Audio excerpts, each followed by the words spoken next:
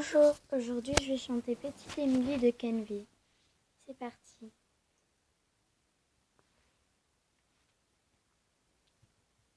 C'est parti. 1, 2, 3. Petites bagarres qui cachent parfois des dangers plus sournois.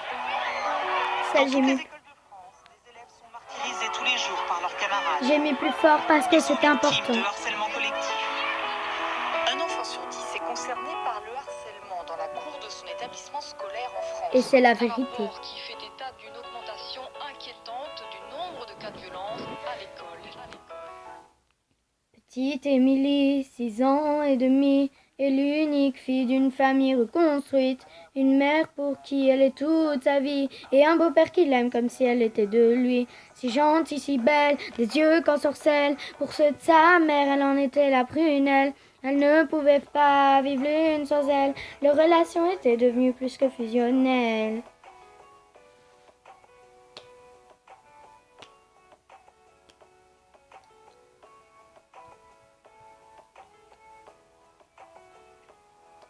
Émilie, à 8 ans passés, rien n'a changé sauf qu'elle a déménagé.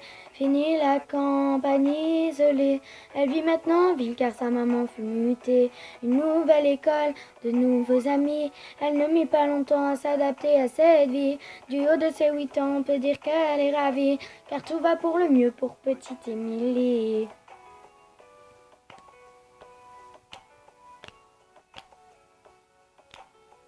Arrêtez le harcèlement à l'école.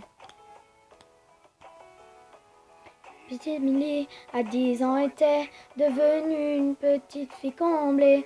On peut dire que l'école lui plaisait. Bonne élève pour maman, elle en était une fierté. Une petite vedette, de bonnes petites joues. Elle essuie les critiques de quelques jaloux. Devant les profs, ils l'appelaient bouffe-tout.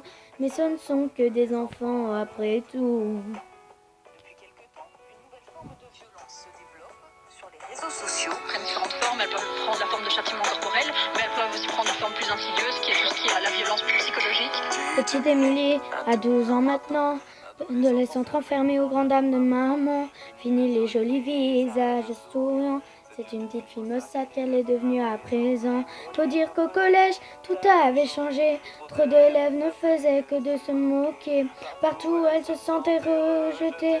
Tantôt frappée, tantôt injurée.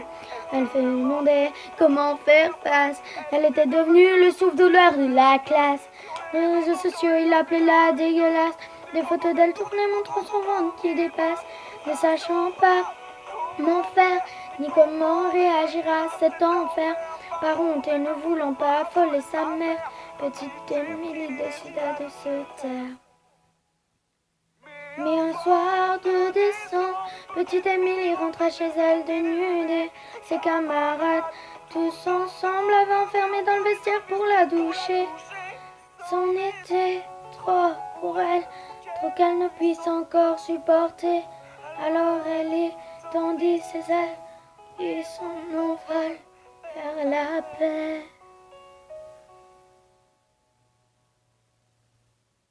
Voilà.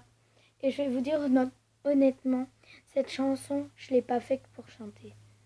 Cette chanson, je ne sais pas si vous comprenez, mais il y a des gens comme moi auparavant qui se font harceler et qui quelquefois, pas moi bien évidemment, mais j'étais très triste, mais qui peuvent en venir à un suicide.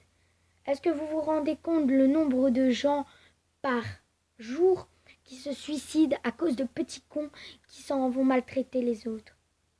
Et puis, que savez-vous de leur vie? Ça tombe, ils sont malades. Ça tombe, ils vont peut-être mourir bientôt. Donc avant de dire des choses, réfléchissez.